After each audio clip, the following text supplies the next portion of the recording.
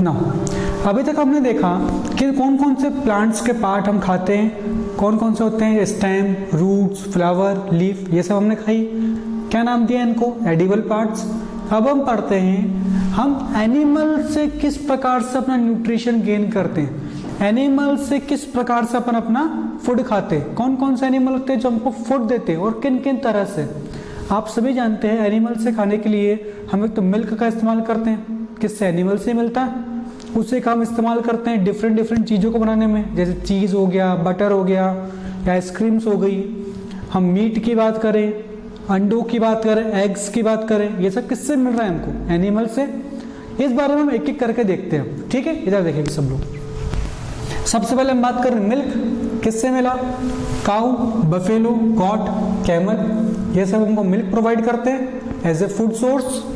Milk is use to prepare milk products, उस milk का भी इस्तेमाल करते हैं मिल्क का कुछ प्रोडक्ट्स को बनाने में, जैसे चीज, बटर, कर्ड मतलब दही और आइसक्रीम। इन मिल्क का इस्तेमाल क्या कर रहे हैं? इन चीजों को आप बनाने में भी कर रहे हैं। और मिल्क बहुत से लोग डायरेक्टली पीते भी हैं, अपन चाय कॉफी में भी इस्तेमाल करते हैं। एग्स की बात करें, एग्स किसके मिलते हैं हमको? हैन, डक्स और क्वेल, एक ऑर्गेनिज्म का नाम है, एक पक्षी होता है जिसके अपन अंडे खाते हैं ताकि हमको न्यूट्रिशन मिल सके, एज ए फूड अपन उसको खाते हैं। नेक्स्ट हम बात करें मीट की, from hen, duck, goat, fish and crab.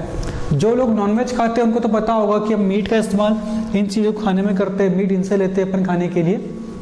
Next important हम बात कर रहे हैं हनी की। हनी कौन बनाता है? मधुमक्खियाँ या फिर बीज। कहाँ से मिलता है लेकिन हमको? बी हाइव्स, मधुमक्खियों के छत्तों से। समझ पा रहे क्या कह रहा हूँ? देखो, हनी फ्रॉम हनी बीज। हनी बीज क्या करती है? उसको हनी को बनाने के लिए फ्लावर से उनका रस चूसती है, डिफरेंट फ्लावर से उनका रस चूसती, मीठा सा स्वीट सा जूस, रस की बात करें, उसको इंग्लिश में कहते हैं नेक्टर। क्या कहते हैं उसको इंग्लिश में? नेक्टर। उस नेक्टर को हनी बीज लेकर आती है और अपने बी हाइव्स की तरफ जाती है, वहां जाके उस नेक्टर का यूज करके क्या बनाती है? उससे हनी। और उस हनी को हम खाते हैं फॉर न्यूट्रिटिव पर्पस, ताकि हम न्यूट्रिशन उससे गेन कर सके, एज ए फूड हम उसको खाते हैं। देखो इसमें आगे क्या दे रखा है? Flowers and take it to their hives. Flower से नेक्टर कलेक्ट किया, कहाँ ले गई? उनके हाइव्स तक। Flower and the nectar may be available only for a part of the year. अब देखो सुनो, कोई भी प्लांट है उसमें 12 महीने तो फ्लावर लगते ही नहीं है, कुछ साल के कुछ महीने लगते हैं फ्लावर। तो मतलब क्या हुआ? हनी बीज नेक्टर कलेक्ट तो करती है लेकिन फिर उसको स्टोर करके रखती है अपने हाइव्स के अंदर। क्यों? ताकि साल भर उनका काम चलता रहे। समझने क्या कह रहा हूँ?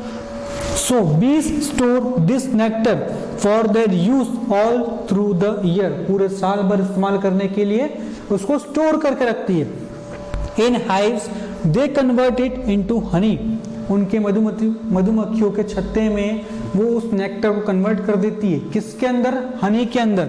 And store it as a food, और उसको स्टोर करती है एज ए फूड, जिसको हम लेते हैं फिर। We get honey from the bee hives. हमको तो हनी कहाँ से मिलता है? बी हाइव से, मधुमक्खियों के छत्तों से। समझ आ रही बात क्या कहना चाह रहा हूँ मैं आपको? नेक्स्ट देखेंगे इसमें अपन।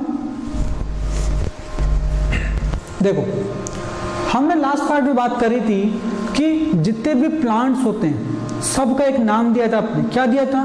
प्रोड्यूसर। क्या मतलब था उसका? वो अपना खाना खुद बनाते थे, किसकी मदद से? फोटोसिंथेसिस की मदद से। लेकिन बात करें एनिमल्स की, एनिमल्स तो अपना खाना खुद नहीं बनाते, वो किससे लेते हैं? सभी प्लांट्स अपना न्यूट्रिशन लेते हैं। तो मतलब हम कह सकते हैं कि एनिमल जो है वो डायरेक्टली और इनडायरेक्टली डिपेंड किसके ऊपर है? प्रोड्यूसर या प्लांट्स के ऊपर, अपने फूड के लिए। इसीलिए हम एनिमल्स को एक और नाम से जानते हैं जो है कंज्यूमर्स। मतलब जो अपना खाना खुद नहीं बना सकते लेकिन किसी दूसरे प्लांट या एनिमल उनसे अपना न्यूट्रिशन वो लेते हैं। दे डिपेंड डायरेक्टली और indirectly on the plants for their food. वो अपने फूड के लिए डिफरेंट प्लांट्स पर डिपेंड होते हैं, डायरेक्टली और indirectly. Different animals eat different kinds of food, different animals different kind का फूड खाते हैं। हर एनिमल का अलग न्यूट्रिशन होता है, अलग डिमांड होती है उनकी बॉडी की, तो अलग अलग फूड खाना पड़ेगा उनको। Their body parts are adapted to the kind of food they eat, उनकी बॉडी के जो पार्ट्स है वो उसी तरह से ढल गए कि वो उस खाने को ही खा रहे हैं, तो उस तरह से ढल गए कि उसको डाइजेस्ट करके उसका न्यूट्रिशन अच्छे से अच्छा गेन कर सके। समझने क्या कह रहा हूँ, उनके बॉडी पार्ट्स जिस तरह का खाना वो खाते हैं उसकी तरह से एडप्ट हो गए हैं, उस तरह से ही ढल गए ताकि अब उनकी बॉडी उसको अच्छे से इस्तेमाल कर सके, यूज कर सके। समझ आ रही बात आपको क्या कह रहा हूँ। इन बेसिस पर एनिमल्स को 3 पार्ट्स में डिवाइड किया गया, एनिमल्स को 3 पार्ट्स में डिवाइड किया गया। पहला हर्बीवोर्स, वो एनिमल्स जो सिर्फ प्लांट्स खाते हैं या प्लांट्स के पार्ट्स खाते हैं। हर्बीवोर मतलब कौन से एनिमल जो सिर्फ प्लांट को खाएंगे या किसी प्लांट का पार्ट को खाएंगे। सेकेंड टाइप कार्निवोर, कार्निवोर वो एनिमल्स होते हैं जो सिर्फ किसी का मीट ही खाएंगे या किसी नॉनवेज चीज को ही खाएंगे पूरे टाइम, किसी दूसरे एनिमल से ही अपना न्यूट्रिशन लेंगे, वो प्लांट्स को नहीं खाते हैं। आप सभी जानते हैं एग्जाम्पल के तौर पर लॉयन थोड़ी खाता है घास या प्लांट्स को थोड़ी खाता है, वो तो किसी दूसरे एनिमल का शिकार करके ही खाएगा। लेकिन उस जगह हम बात करें गॉट, बकरी, काऊ, ये क्या करते हैं, किसी प्लांट का पार्ट ही खाते हैं, ये थोड़ी किसी एनिमल को मार के खाते हैं। तो हर्बीवोर में क्या आ गया, काऊ, गॉट, और कार्निवोर में लॉयन, टाइगर। समझ पा रहे हैं। तीसरा पार्ट भी होता है जिसको कहते हैं ओमनीवोर। अब देखो क्या फर्क है, जैसे हम बात करें कि एक एनिमल तो था जो प्लांट को खा रहा था, एक एनिमल था जो किसी दूसरे एनिमल को खा रहा था, लेकिन जो तीसरे टाइप का है ये दोनों को खाता है। जैसे हम इंसानों की बात करें, मानते हैं हम इंसानों में बात करें तो हम लोग प्लांट्स को भी खाते हैं, और कुछ लोग जो नॉनवेज खाते हैं वो तो एनिमल को भी खा रहे हैं। मतलब जो प्लांट प्रोडक्ट्स भी खा रहे हैं और एनिमल्स के प्रोडक्ट्स या एनिमल्स को भी खा रहे हैं, वो किस में आए, सब ओमनीवोर्स के अंदर, जो प्लांट्स और एनिमल दोनों को खाते हैं। इसका एक एग्जांपल होता है ह्यूमन बींग्स, इंसान, और एक और होता है कॉकरोच, वो भी प्लांट प्रोडक्ट्स को भी खाता है और डिफरेंट छोटे छोटे एनिमल्स को भी खाता है ताकि उसको न्यूट्रिशन मिल सके अच्छा से अच्छा। समझ पा रहे क्या कह रहा हूँ। डिफाइन आप इसकी पढ़ेंगे, डिफाइन के अंदर भी यही दे रखा है। हर्बीवोर जो प्लांट प्रोडक्ट्स को खाते हैं, कार्निवोर जो दूसरे एनिमल को खाते हैं ताकि उनका फ्लैश वो खा सकें, और ओमनीवोर जो प्लांट और एनिमल दोनों को खाते हैं उनके न्यूट्रिशन के लिए। समझ पा रहे हैं। नेक्स्ट हम देखते हैं। देखो नेक्स्ट हमको दे रखा है एक्टिविटी। इस एक्टिविटी के अंदर आपको क्या करना है, कुछ सीड्स को, कुछ बीजों को आपको उगाना है, जर्मिनेट करना है, या कहें स्प्राउट करना है। क्या करना है, स्प्राउट। देखो इसके एक डायग्राम नेक्स्ट देखेंगे, पहले इस डायग्राम को देखो। ये कुछ सीड्स थे, जब इनको हमने जर्मिनेट करा, उगाया, इनके अंदर से कुछ व्हाइट व्हाइट पार्ट्स निकलने लग गए। एक और डायग्राम नेक्स्ट देखेंगे, देखो उसमें क्लियर को समझ में आएगा। ये जो सीड्स है जब इनको उगाया गया, इनके अंदर से कुछ व्हाइट व्हाइट पार्ट्स निकलने लग गए। अब आपके मन में एक सवाल आना चाहिए, हम सीड्स को उगा रहे हैं, जमीन में उगा लो, हम उसको अलग से क्यों उगाएं, एक्टिविटी क्यों करें। इसका आंसर मैं आपको दूंगा, हम इस प्रकार की एक्टिविटी इसलिए कर रहे हैं क्योंकि जो स्प्राउटेड सीड्स होते हैं या उगे हुए सीड्स होते हैं उनमें बहुत सारा न्यूट्रिशन होता है, उनमें बहुत सारा न्यूट्रिशन होता है। तो हम अपने लिए खाने के लिए उनको स्प्राउटेड करवाते हैं या उगाते हैं या जर्मिनेट करवाते हैं ताकि हम अच्छे से अच्छा न्यूट्रिशन गेन कर सकें। अब आपके मन में एक और सवाल आना चाहिए कि सीड तो चाहे ये हो या ये हो, न्यूट्रिशन तो वही है, अलग से थोड़ी डाला, तो न्यूट्रिशियस ये कैसे हो गया, ये कैसे नहीं रहा। क्योंकि जब कोई सीड जर्मिनेट कर जाता है या थोड़ा सा उग जाता है तो उसके अंदर का न्यूट्रिशन थोड़ा सा बाहर आ जाता है, जिसको हमारी बॉडी अच्छे से एब्जॉर्ब कर पाती है। मतलब जो सीड स्प्राउटेड होगा वो हमारे लिए ज्यादा फायदेमंद होगा, ज्यादा बेनिफिशियल होगा। बात समझ आ रही है आपको क्या कह रहा हूं। अब देखते हैं इसकी एक्टिविटी को। देखो सबसे पहले हम बात कर रहे हैं प्रोसीजर, क्या मेथड है, आप कैसे उगाएंगे किस सीड को, कैसे किसी को स्प्राउट करेंगे। टेक सम ड्राई सीड्स, कुछ सूखे ड्राई सीड्स लेंगे, जैसे मूंग के हो सकते हैं, चने के हो सकते हैं, उनको फिर एक रात आपको भिगोना है।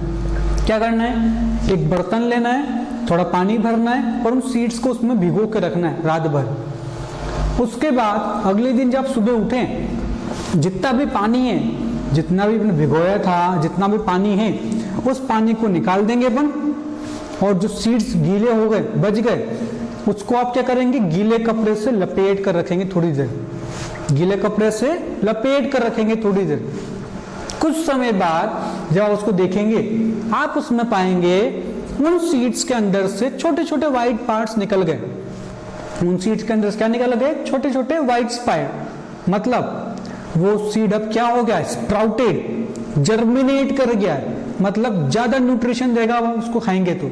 देखो उसमें क्या लिखा हुआ है, put a small quantity of seed in a container, बर्तन के अंदर, filled with water and leave this aside for a day.